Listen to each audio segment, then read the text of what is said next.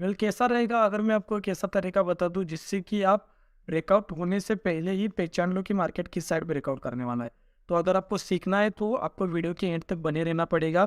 और इसी वीडियो के बीच में मैं आपको 4 गोल्डन रूल देने वाला हूँ। तो रूल बहुत इंपॉर्टेंट है।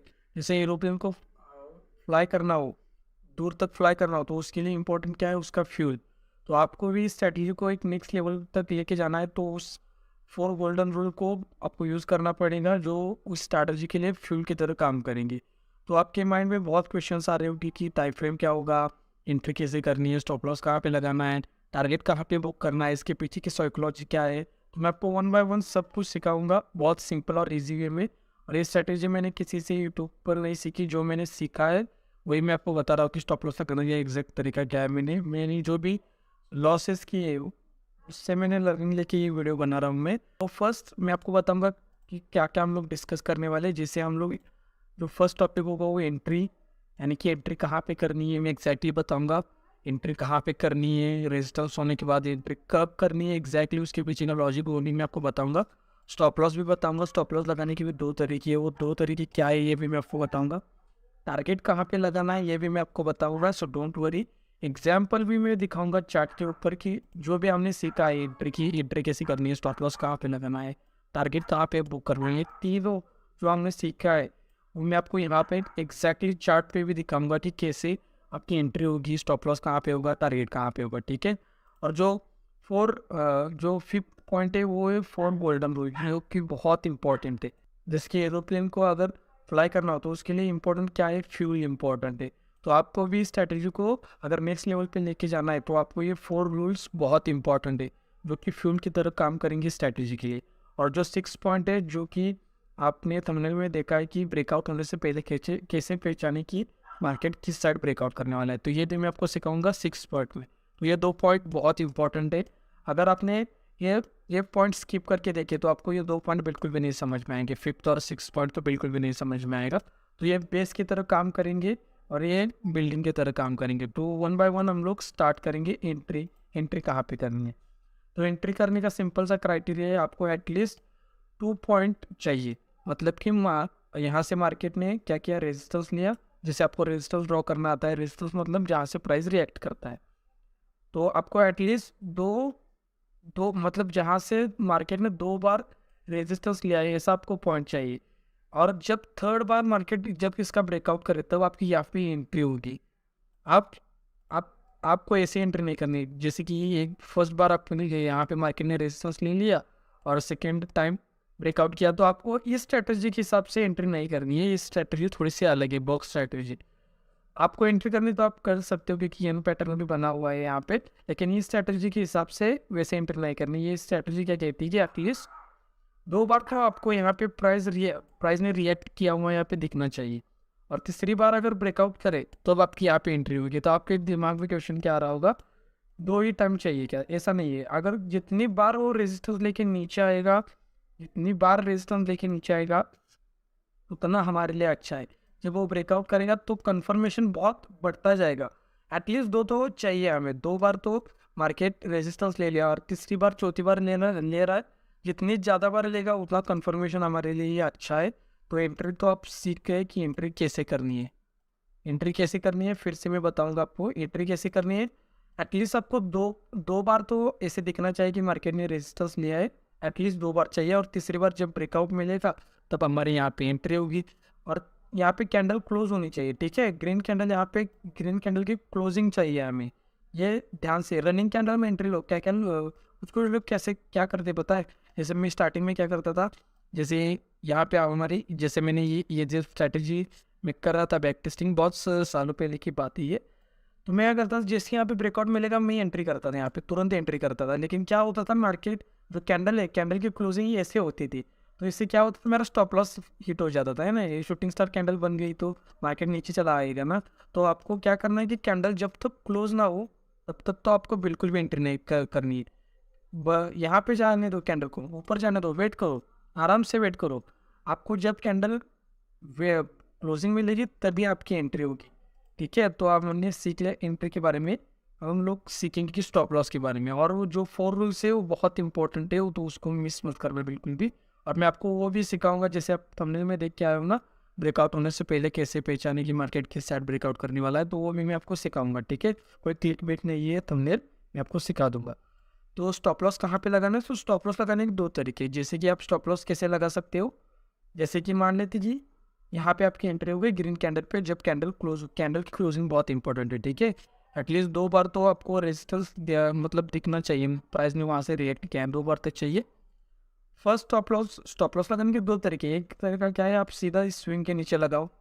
अगर इस स्विंग का डिस्टेंस थोड़ा सा ज़्यादा है तो आपको क्या करना है पता है, सिंपल, जो भी, जैसे कि यहाँ पे आपकी एंट्री हुई, कहाँ पे एंट्री हुई आपकी, यहाँ पर आपकी एंट्री हो गई, मान लेते हैं यहाँ पर आपकी एंट्री हो गई, तो आपका स्टॉप लॉस क्या रहेगा पता है, जो प्रीवियस कैंडल है ना उसका लो, उसके लो के नीचे लगाओ, सिंपल। अगर ये डिस्टेंस ज़्यादा है तभी आपको ये फर्स्ट जो सेकेंड मैंने आपको एस एल बताया ना पोजीशन, तो वो अप्लाई करनी है, अदरवाइज आप इस स्विंग के नीचे भी लगा सकते हैं। ठीक है, तो फिर से मैं रिपीट कर रहा हूँ, ऐसे लगाने के 2 तरीके, एक तो आप कैसे लगाओ, स्विंग के नीचे लगा दो सीधा, यहाँ पे आपकी एंट्री हो गई ग्रीन कैंडल पे, इस स्विंग के नीचे लगाओ। डोंट वरी, मैं आपको एग्जैक्टली दिखाऊंगा चार्ट पे। ठीक है, तो आपको समझ नहीं आ रहा है तो कोई ना, आप चार्ट पे आप मैं जब आपको दिखाऊंगा तो आपको इजीली समझ आओगे। या फिर अगर इस स्विंग का डिस्टेंस अगर ज़्यादा है, ठीक है, तो आपको क्या करना पड़ेगा, यहाँ पे एक कैंडल होगी, यहाँ पर एक कैंडल होगी जो ब्रेकआउट करेगी कैंडल, उसकी जो यहाँ पे आपकी एंट्री हो गई ना, तो जो प्रीवियस कैंडल है उसके नीचे यहाँ पे आपको स्टॉप लॉस लगाना है। तो मैंने आपको बता दिया है कि स्टॉप लॉस और एंट्री के बारे में, तो आपको टारगेट कैसे लगाना है इसके ऊपर आएंगे, टारगेट कहाँ पे लगाना है। तो स्पेशली टारगेट लगाने के 2 रूल्स है, ठीक है, ध्यान से सुनो। टारगेट कहाँ पे लगाना है आपको, जैसे कि यहाँ पे आपकी एंट्री हो, तुम मान लेते कि यहाँ पे अगर आपको 2 बार ऐसे, ठीक है, मान लेते कि यहाँ पे 2 बार मार्केट ने रेजिस्टेंस ले लिया और तीसरी बार क्या किया, मार्केट ने ब्रेकआउट कर दिया, तो आपकी एंट्री यहाँ पे हो गई, तो आपके जो टारगेट रहेगा ना, फर्स्ट रेजिस्टेंस रहेगा। ठीक है, फर्स्ट रेजिस्टेंस रहेगा हमेशा आपका, जैसे कि यहाँ पे मान लेते हैं यहाँ पे रेजिस्टेंस है। ठीक है, ठीक से ड्राइंग बनाता हूँ, 1 मिनट। तो मान लेते कि यहाँ जैसे एक रेजिस्टेंस है, ये एक रेजिस्टेंस है, तो यहाँ आप ये क्या करेगा, रेजिस्टेंस की तरह, ये पहले सपोर्ट था ना, प्राइस ने यहाँ से सपोर्ट लिया, आप सपोर्ट ब्रेकआउट होने के बाद ये रेजिस्टेंस की तरह काम करेगी। तो एटलीस्ट 2 बार तो रिएक्ट करना चाहिए मार्केट को, और तीसरी बार चौथी बार, ये 2 बार एटलीस्ट चाहिए, तीसरी बार चौथी बार कितनी बार भी चलेगा, पर एटलीस्ट 2 बार तो चाहिए हमें। जब यहाँ पे ब्रेकआउट मिलेगा तब आपका टारगेट ये रहेगा, ध्यान से सुनो। आपकी एंट्री हो गई और आपका जो टारगेट है 1:1 ही आ रहा है बस, तब आपको इसको टारगेट नहीं करना है, रेजिस्टेंस को, इस रेजिस्टेंस को टारगेट करना है। एटलीस्ट आपको 1:1.5 तो लेना ही लेना है, मैं तो 1:1.5 लेता हूँ। ठीक है, तो आपको क्या समझ में आ गया कि अगर आपको, एक तो आप फर्स्ट रेजिस्टेंस को टारगेट करो, जैसे यहाँ पे आपकी एंट्री हुई, तो आपको इसको टारगेट करना है, फर्स्ट रेजिस्टेंस को आपको टारगेट करना है। अगर आपका मतलब रिस्क रिवार्ड रेशो 1:1 ही आ रहा है, मतलब स्टॉप लॉस भी 5 रुपये का है, 5 रुपीज़ का है, और टारगेट भी 5 रुपीज़ का है, तो आपको क्या करना है कि नेक्स्ट रेजिस्टेंस के पास जाना है, तो आपको एटलीस्ट 1:1.5 तो लेना ही लेना है। तो आप सिंपल रूल समझ गए कि टारगेट के बारे में मैंने आपको बता दिया, एंट्री के बारे में, स्टॉप लॉस के बारे में और टारगेट के बारे में। तो अब देखेंगे हम कुछ एग्जाम्पल्स, ठीक है, और 4 रूल्स उसको भी मिस मत करना। तो एग्जाम्पल देखेंगे, तो यहाँ पे देखो आप लोग, जैसे यहाँ पे क्या है, रेजिस्टेंस है, ठीक है, दिख रहा है क्या आपको, यहाँ पे थोड़ा सा मैं इसको नीचे करता हूँ, तो यहाँ पे क्या है, रेजिस्टेंस है, यहाँ पर क्या है, रेजिस्टेंस है, यहाँ पे एटलीस्ट आपको 2 बार तो चाहिए। तो यहाँ पे एक बार देखो, बॉक्स जो स्ट्रेटजी है, इसका मतलब क्या है कि मार्केट आपको कंसोलिडेट टाइप चाहिए, ठीक है, तो आपको यहाँ से एक बार रिएक्ट करता हुआ मार्केट मिला है, यहाँ से एक बार रिएक्ट करता हुआ मिला है, यहाँ पे ऐसा जोन आएगा। ठीक है, मैंने ऊपर मार्क किया है, लेकिन आपको पता है, अगर आप ट्रेडिंग करते हो तो आपको पता है कि रेजिस्टेंस की एक लाइन नहीं होती, तो रेजिस्टेंस का एक जोन होता है, तो ऐसा ये जोन आएगा यहाँ पे। ठीक है, तो यहाँ पर फर्स्ट बार रिएक्ट किया मार्केट ने, सेकेंड बार भी रिएक्ट किया, यहाँ पे आपकी एंट्री होगी, जब कैंडल क्लोज होगी आपका टारगेट क्या रहेगा, ये वाला टारगेट रहेगा। क्यों टारगेट नहीं रहेगा आपका, ये वाला क्यों टारगेट नहीं रहेगा, आपको बताओ मुझे, ये टारगेट क्यों नहीं रहेगा। जैसे मैंने आपको बताया, अगर अपर रिस्क रिवार्ड रेशो 1:1 आ रहा है ना यहाँ पे, तो इसलिए मैंने इसको टारगेट नहीं किया, इसको टारगेट किया, तो एटलीस्ट आपको 1:1.5 लेना है। ठीक है, तो इससे आपको इसलिए मैंने इसको टारगेट नहीं किया, इसको टारगेट करो। तो आप समझ गए इस एग्जाम्पल को। ये और ये एग्जाम्पल सेम ही है, फर्स्ट मैंने जूम किया इसको, तो समझ गए ना आप। इसको क्यों टारगेट नहीं, अगर यहाँ पे मेरा 1:1.5 मिलता ना, तो मैं ये यहाँ पे मेरा टारगेट बुक करता और मैं निकल जाता। मैंने यहाँ पे क्यों टारगेट बुक किया, क्योंकि यहाँ पे मुझे 1:2 मिल रहा था, तो एटलीस्ट मुझे 1:1.5 तो लेना है। जैसे 1:1.5 हिट होगा तो मैं अपना ESL ट्रेन करूँगा सिंपल। यहाँ पे और एक एग्जांपल देखेंगे, देखो यहाँ से मार्केट ने रिएक्ट किया, यहाँ से रिएक्ट किया, एक मिनट, देखो यहाँ से मार्केट ने रिएक्ट किया है, यहाँ से रिएक्ट किया, यहाँ से रिएक्ट किया, यहाँ से रिएक्ट किया। दूसरी बार देखो यहाँ पे क्या है, मैंने स्विंग, यहाँ पे स्विंग का थोड़ा डिस्टेंस ज़्यादा हो रहा है ना, तो मैं यहाँ पे लगा नहीं सकता। ये एक तो मैं स्टॉक पे ट्रेडिंग करता हूँ, तो स्टॉक में कैसा होता है कि ज़्यादा मोमेंटम नहीं आता, ऑप्शंस में आता है, लेकिन स्टॉक में थोड़ा सा मतलब थोड़ा मुश्किल है ना उतना आना। तो इसलिए मैंने क्या किया है कि यहाँ पे स्टॉप लॉस लगाया और यहाँ पे 1:2 लेके बाहर। तो आपको यहाँ पे दिख गए, एक बार, दो बार, तीसरी बार, चौथी बार भी लिया है, फिफ्थ बार भी लिया है इसने। और इसके बाद हमारी एंट्री कहाँ पे होगी, जब यहाँ पे कैंडल क्लोज हुई, मार्केट ने थोड़ा रिटेस्ट लिया और देन आपका टारगेट यहाँ पे हिट हो गया। ठीक है, तो आपको 4 रूल चाहिए, लेकिन वो 4 रूल बहुत इंपॉर्टेंट है। अगर ये आप समझ रहे हो, आपको लग रहा है बहुत ही ईजी, नहीं, आपको वो 4 रूल बहुत इंपॉर्टेंट है। देखो यहाँ से मार्केट ने रिएक्ट किया है, यहाँ से भी रिएक्ट किया है, मतलब रेजिस्टेंस लिया है, यहाँ से रेजिस्टेंस लिया है। जब यहाँ पे ब्रेकआउट मिला तो आपकी यहाँ पे एंट्री हो गई। स्टॉप लॉस सिंपल फर्स्ट, अब यहाँ पे स्टॉप लॉस तो लगा नहीं सकते हम लोग, क्यों नहीं लगा सकते आप बताओ मुझे। यहाँ पे स्टॉप लॉस क्यों, स्विंग का डिस्टेंस ज़्यादा है ना, इसलिए नहीं लगा सकते। ये स्विंग यहाँ पे कहीं पे बनता और यहाँ पे ब्रेकआउट जाता तो यहाँ पे लगाता मैं। यहाँ पे जो ब्रेकआउट वाली कैंडल है, उसकी जो प्रीवियस कैंडल है उसके नीचे थोड़ा सा मैंने लगा दिया, तो आप लोग उसका टारगेट क्या रहेगा, 1:2 या 1:1.5। ठीक है, यही एग्जाम्पल है। ये भी मैंने क्या किया है, ये सेम एग्जाम्पल है, लेकिन मैंने इसको थोड़ा जूम किया है। जब मैं PDF बना रहा था, ये थोड़ी इमेज ब्लर आ रही थी, इसलिए मुझे लगा कि इमेज ठीक से नहीं आएगी, इसलिए मैंने इसे जूम करके बनाया। तो ये सिंपल ही है, आपकी एंट्री कहाँ पे होगी, जब कैंडल क्लोज होगी तब आपकी एंट्री होगी। एटलीस्ट आपको 2 बार तो मार्केट ने रिएक्ट किया हुआ दिखना चाहिए, तभी आपको ब्रेकआउट के बाद एंट्री करनी है। स्टॉप लॉस सिंपल, जो ब्रेकआउट वाली कैंडल है उसके नीचे, जो प्रीवियस कैंडल है उसके नीचे रहेगा। अगर स्विंग का डिस्टेंस ज़्यादा है तभी ऐसा रहेगा। अगर स्विंग यहाँ पे, जैसे मार्केट यहाँ पे, जैसे मान लेते कि यहाँ पे अगर मार्केट आया, यहाँ पे स्विंग बना के फिर ब्रेकआउट, तो मैं सिंपल स्विंग के नीचे लगा था। अगर स्विंग यहाँ पे बनाया ना, मार्केट ने स्विंग यहाँ पे बनाया, तो ये डिस्टेंस बहुत ज़्यादा है ना, तो इसलिए मैं क्या करूँगा, सेकंड रूल अप्लाई करूँगा, सेकंड सिनेरियो अप्लाई करूँगा। क्या, जो ब्रेकआउट वाली जो कैंडल है उसकी जो प्रीवियस कैंडल है उसके थोड़ा सा नीचे लगाऊंगा और टारगेट लूँगा एटलीस्ट 1:1.5, 1:1 तो लूँगा नहीं, अभी बतलो। ठीक है, और एक एग्जांपल देखो, ये भी यहाँ पे रिएक्ट किया मार्केट ने, यहाँ से भी रिएक्ट किया, यहाँ से रिएक्ट किया, जब यहाँ पे ब्रेकआउट मिला तब आपकी यहाँ पे एंट्री हो गई। अब रनिंग कैंडल में आपको एंट्री बिल्कुल भी नहीं करनी है। देखो अब ये कैंडल जैसे बन रही है, तो आपको यहाँ पे एंट्री नहीं करनी है, आप रुको। ठीक है, मार्केट को रेटेस्ट लेना, रेटेस्ट तो मार्केट लेगा ही लेगा ना, आपको पता है ना मार्केट कैसे जाता है, हायर आए हायर आए हायर आए बना के जाता है ना। तो आपकी एंट्री मिस हो गई यहाँ पे थोड़ी आप एंट्री लोगे, आपको कॉमन सेंस यूज़ करना है ना, यहाँ पे थोड़ी एंट्री लोगे, आपका स्टॉप लॉस बहुत बड़ा हो जाएगा फिर।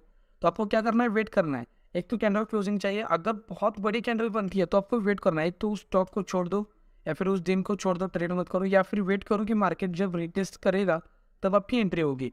यहाँ पे ड्रैगन फ्लाई डोजी टाइप भी बने कैंडल। तो आपको कैंडल्स के बारे में नॉलेज नहीं है तो आई बटन पे लिंक आ रही हो, तो उसके ऊपर क्लिक करके आप वीडियो देख सकते हो। तो ड्रैगन फ्लाई डोजी भी बन रही है, तो ये भी कन्फर्मेशन ही है हमारे लिए।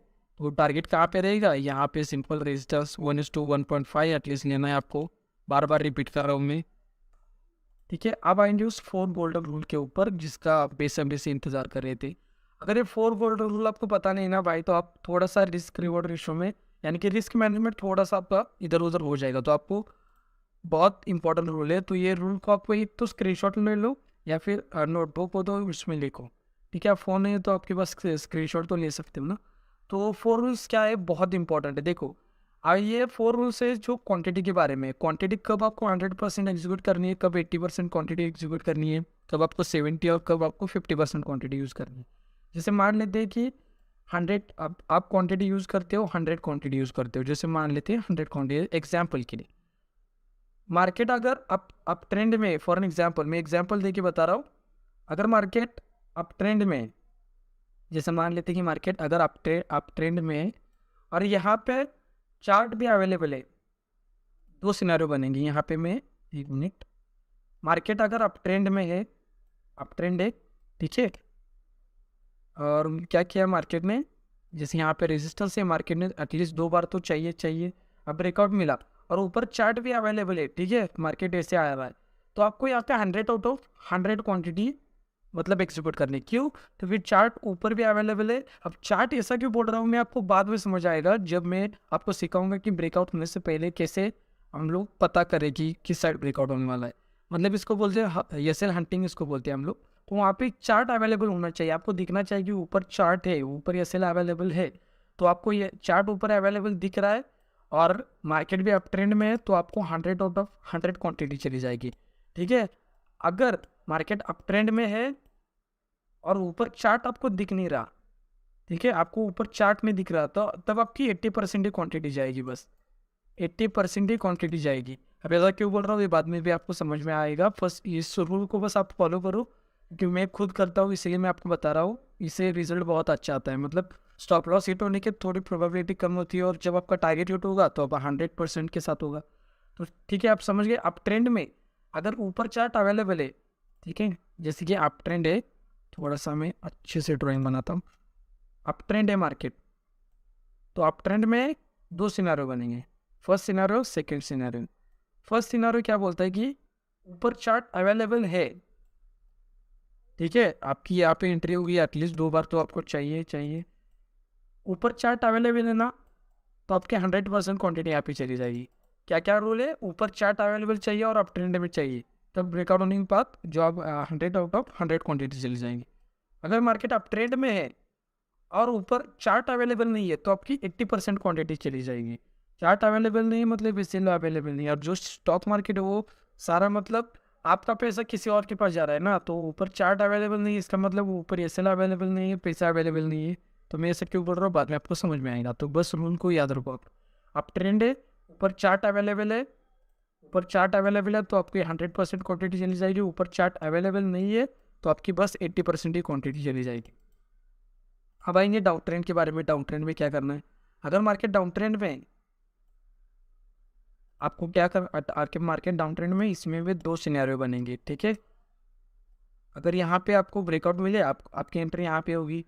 अगर ऊपर चार्ट अवेलेबल है ना, ऊपर चार्ट आपको अगर अवेलेबल है तो आपकी 70% क्वांटिटी चली जाएगी। और अगर ऊपर चार्ट अवेलेबल नहीं है तब आपकी बस 50% ही क्वांटिटी चली जाएगी। तो अब आप समझ गए ना, डाउन ट्रेंड में एक तो हम ट्रेंड के अगेंस्ट जा रहे हैं, तो भाई हम 100 आउट ऑफ 100 क्वांटिटी क्यों ले, है ना। तो हमारे एक तो ट्रेंड के अगेंस्ट जब जाते हो ना, तो हमारी जो जीतने की प्रोबेबिलिटी होती है वो कम हो जाती है।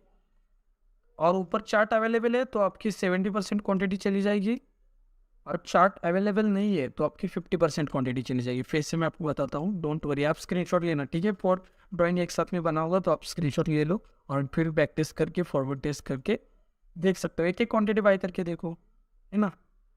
फर्स्ट रूल क्या है? अप ट्रेंड में क्या है, मार्केट अगर अप ट्रेंड में है तब आपको क्या करना है, 2 बार एटलीस्ट चाहिए ब्रेकआउट करने के बाद। अगर ऊपर चार्ट अवेलेबल है तब आपकी 100 आउट ऑफ 100 क्वांटिटी चली जाएगी, मतलब एग्जीक्यूट करना है आपको। अगर मार्केट अप ट्रेंड में ही है, मार्केट अप ट्रेंड में ही है लेकिन ऊपर चार्ट अवेलेबल नहीं है, तब आपको बस 80% ही क्वांटिटी एग्जीक्यूट करनी है, 80% ही क्वांटिटी एग्जीक्यूट करनी है आपको। अगर मार्केट डाउन ट्रेंड में है और ऊपर चार्ट अवेलेबल है तब आपको 70% क्वांटिटी एग्जीक्यूट करनी है। कब? जब ऊपर चार्ट अवेलेबल हो, और जब मार्केट डाउन ट्रेंड में हो। तो अगर ऊपर चार्ट अवेलेबल नहीं है तो आपकी 50% ही क्वांटिटी ऐड होगी। अब मैं ऐसा क्यों बोल रहा हूँ कि चार्ट, आपके दिमाग में क्वेश्चन क्या आ रहा है वो पता है? अगर मार्केट डाउन ट्रेंड में है, ठीक है, और यहाँ पे हम लोग एंट्री कर रहे हैं, जैसे कि यहाँ पे एंट्री कर रही है, तो आप ऐसा क्यों बोल रहे हो कि चार्ट ऊपर अवेलेबल नहीं है?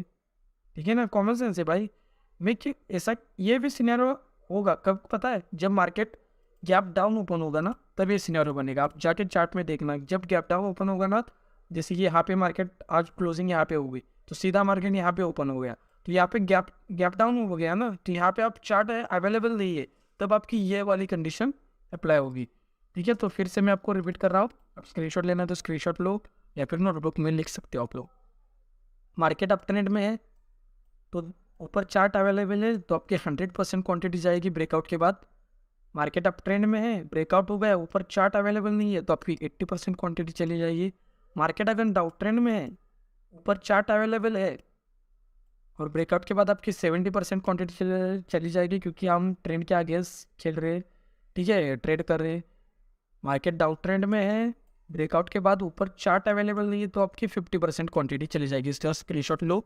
और अब हम लोग आएंगे कि थोड़े से जो आपको बताऊंगा जो इसके ऊपर। अब ये मुझे ये बताओ कि यहाँ पे क्या होगा, यहाँ पे कितनी परसेंट क्वांटिटी चली जाएगी मुझे बताओ। 50% जाएगी, 80% जाएगी, 70% या 100 आउट ऑफ 100। देखो ये सेम एग्जाम्पल है, बस ये मैंने थोड़ा सा जूम करके लिया हुआ है। यहाँ पे देख सकते हो कि मार्केट डाउन ट्रेंड में है। डाउन ट्रेंड में है तो आपको क्या करना पड़ेगा, ऊपर चार्ट अवेलेबल है लेकिन मार्केट डाउन ट्रेंड में, तब आपकी क्या होगा, मार्केट ऊपर चार्ट अवेलेबल है, ध्यान से सुनो, ऊपर चार्ट भी अवेलेबल है, या ब्लैक से में ऊपर चार्ट अवेलेबल है लेकिन मार्केट डाउन ट्रेंड में, तब आपकी क्या होगा, आपकी 70% की क्वांटिटी चेंज जाएगी यहाँ पे। तो आपने आंसर बिल्कुल सही दिया कि यहाँ पे 70% की क्वांटिटी चली जाएगी। तब समझ गए ना इसके बारे में। आपको नहीं समझ में आया तो फिर से रिवाइज करके फिर से देखो। अब आएंगे उस टॉपिक के ऊपर जिसका आपको बहुत एक्साइटमेंट है कि मार्केट किस साइड ब्रेकआउट देता है। हमेशा नहीं बोल सकते, लेकिन स्टॉक मार्केट में 100 आउट ऑफ 100 किसकी भी प्रोबेबिलिटी नहीं भाई। ठीक है, हम लोग आएंगे कि स्टॉक कब मार्केट किस साइड ब्रेकआउट देता है, कब मतलब कैसे समझिए कि मार्केट किस साइड ब्रेकआउट देने वाला है, वो भी ब्रेकआउट होने से पहले। तो ये जो भी मैं बता रहा हूँ मेरे खुद के एक्सपीरियंस से है। ठीक है, आप बैक टेस्ट करके भी देख सकते हो। जनरली मार्केट पता है किस साइड ब्रेकआउट देता है, जिस साइड में चार्ट अवेलेबल है, जिस मतलब यहाँ पे चार्ट अगर अवेलेबल है तो मार्केट इस साइड ही ब्रेकआउट देगा। इसके पीछे भी रीज़न बताऊंगा मैं, डोंट वरी। ये टाइम फ्रेम है, मैं इंट्राडे टाइम फ्रेम के बारे में बात कर रहा हूँ। ठीक है, 5 minute 15 minute in time frame के बारे में बात कर रहा हूँ मैं। ऐसा क्यों होता है, क्योंकि ऊपर पैसा ही नहीं है भाई। ये समझ, चार्ट मतलब क्या है कि मार्केट ऊपर कब जाता है मुझे बताओ, जल्दी जल्दी बताओ, मार्केट कब ऊपर जाएगा। जैसे कि यहाँ पे मान लेते कि एम पैटर्न के बारे में बताता हूँ मैं। जैसे हमने बुल ट्रैप स्ट्रैटेजी बारे में मैंने आपको बताया था, bull trap strategy, bear trap strategy. जैसे यहाँ पे बियर ट्रैप स्ट्रैटेजी बन के मार्केट ऊपर जा रहा है, तो एग्जैक्टली यहाँ पे हुआ क्या मुझे ये बताओ। सारे लोगों के दिमाग में क्या चल रहा था, सेल सेल सेल, और एम पैटर्न में बना मार्केट, लोगों ने सबने सेल किया, यहाँ पे सेल किया। लेकिन स्मार्ट मनी क्या करेगी, लिक्विडिटी ग्रैब करेगी वो लोग। यहाँ पे क्या किया लोगों ने, सेल किया, लेकिन स्मार्ट मनी यहाँ पे क्वांटिटी ऐड करके मार्केट को पुश करेंगे, क्योंकि उनको पता है कि सारे लोगों का एसएल कहाँ पे है, यहाँ पर है, यहाँ पर है, यहाँ पर है। और आपको पता है कि स्टॉक मार्केट में 90% लोग लॉस करते हैं, 10% ही लोग प्रॉफिट कर पाते हैं। तो आपको लगता है कि यहाँ पे, अगर आपको एसएल हंटिंग के बारे में पता नहीं है ना भाई, तो मुझे कमेंट करो, मैं इसके ऊपर वीडियो बनाऊंगा ज़रूर। एसएल हंटिंग बहुत ज़रूरी है, जिसके ऊपर मैं ट्रेड करता हूँ। एसएल हंटिंग इज़ बहुत, मतलब अगर एसएल हंटिंग को आपने सीख लिया तो अब मतलब बहुत अच्छे से ट्रेडिंग को, चार्ट को समझ पाओगे आप लोग। तो इससे क्या समझ में आता है कि मार्केट किस साइड ब्रेकआउट करेगा, जिस साइड पैसा लगा हुआ है।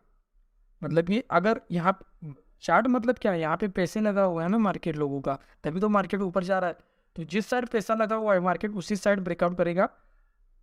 वंस अगेन मैं बोल रहा हूँ, ये 100% श्योर बिल्कुल भी नहीं है। ठीक है, कोई भी स्ट्रैटेजी 100% श्योर नहीं होती। तो मार्केट यहाँ से आ रहा है, तो मार्केट यहाँ पे पैसा लगा हुआ है, यहाँ पे बायर्स के स्टॉप लॉस पड़े, यहाँ पे बायर्स के स्टॉप लॉस पड़े, तो मार्केट क्या करेगा, इन बायर को स्टॉप लॉस को खाने के लिए आएगा। ठीक है, तो आप एग्जाम्पल दिखाऊंगा मैं आपको, तो आप इजीली समझ जाओगे। एग्जाम्पल यहाँ पे देखो। अब मुझे बताओ कि यहाँ पे मार्केट, जैसे मैं ब्लैक पेन का यूज़ करता हूँ, ब्रेकडाउन नहीं क्यों दिया, क्यों दिया ब्रेकडाउन भाई। यहाँ पे तो अप था ना, अप ट्रेंड टाइप था, तो क्यों मार्केट ने यहाँ पे ब्रेकडाउन दे दिया, क्योंकि ऊपर एसएल अवेलेबल नहीं है, ऊपर चार्ट अवेलेबल नहीं है, ऊपर पैसा लगा नहीं है। मार्केट का पैसा जो लगा हुआ है ना, सीधा नीचे लगा हुआ है। जो बायर्स, जिन लोगों ने भी बाय किया है ना, उनके स्टॉप लॉस कहाँ पे पड़े हुए, जो पोजिशनर बेसिकली बाय करते हैं उनके लिए मैं बता रहा हूँ। जो यहाँ पे उनके पोजिशनर, यहाँ पे उनके स्टॉप लॉस पड़े होंगे, जो पोजिशनल ट्रेड करते हैं उनके लिए। तो आप कुछ लोगों के दिमाग में बताया क्या आ रहा होगा कि भाई हो सकता है कि मार्केट डाउन ट्रेंड में हो, है ना।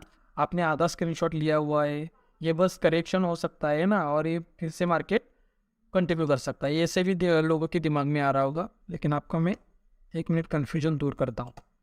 यहाँ पे देखो, मार्केट पूरा अप ट्रेंड में है। आप जाके कोटक बैंक में जाके सर्च कर सकते हो, देख सकते हो। ये बात है अराउंड 21 सितंबर के आसपास है। जाके चार्ट पे भी आप देख सकते हो, मार्केट अप ट्रेंड में था, अप ट्रेंड में था। तो हमारी थ्योरी क्या कहती है, मुझे बताओ। मार्केट अप ट्रेंड में जाएगा, देन थोड़ा सा यहाँ पे कंसोलिडेट करेगा, देन उसी साइड में ब्रेकआउट करेगा। तो यहाँ पे ऐसा क्यों नहीं हुआ, मार्केट कंसोलिडेट करके ऊपर साइड क्यों नहीं ब्रेक किया? क्योंकि यहाँ पे एसएल अवेलेबल नहीं है भाई, यहाँ पे पैसा नहीं है। पैसा किस साइड है, नीचे की साइड पैसा लगा हुआ है। तो मार्केट क्या करेगा, पहले इन बायर लोगों को निकालेगा, देन ऊपर चला जाएगा। तो आपको इन डिटेल में सीखना है जी एसएल हंटिंग के बारे में। तो मैं आपको आई बटन मतलब वीडियो बना दूंगा इसके ऊपर, आई बटन पे लिंक तो आएगी नीचे, वीडियो में इसके ऊपर बना दूंगा। अगर आप कमेंट करोगे तो फिर से मैं आपको रिपीट कर रहा हूँ, मार्केट हमेशा हमेशा नहीं, लेकिन मार्केट अगर ये ऐसे ही आप पे कंसोलिडेट कर रहे हैं ना, इंट्राडे पे बता रहा हूँ मैं, इंट्राडे पे उस साइड ब्रेक करेगा जिस साइड चार्ट अवेलेबल है। इस केस में इस साइड चार्ट अवेलेबल है, ठीक है, तो इस साइड ब्रेक करेगा। अगर यही आप 1 डे पे टाइम फ्रेम पे देखोगे ना, तो थोड़ा सा सीन अलग ही हो जाएगा कि 1 डे टाइम फ्रेम में क्या करता है, मार्केट ऊपर चला जाएगा, कंसोलिडेट करेगा और ऊपर साइड ब्रेक कर देगा 1 डे टाइम फ्रेम में। लेकिन इंट्राडे टाइम फ्रेम में, क्योंकि हम इंट्राडे ट्रेडिंग कर रहे हैं, तो हमें क्या 1 डे टाइम फ्रेम से हमें कोई मतलब नहीं है भाई। हमें 1 डे टाइम फ्रेम से कोई मतलब नहीं, हमें 5-10 मिनट का टाइम फ्रेम ही चाहिए। तो आपको क्या है, कंसोलिडेट करके जिस साइड चार्ट अवेलेबल है ना, उस साइड ही मार्केट ब्रेक करेगा। जाके बैकटेस्ट करके देखो आप इस वीडियो के बाद। 100% श्योर नहीं है, लेकिन हाँ इसकी प्रोबेबिलिटी है, ठीक है। तो आपका वीडियो मेरा अच्छा लगा हो तो आप लाइक करो, शेयर करो, सब्सक्राइब करना हो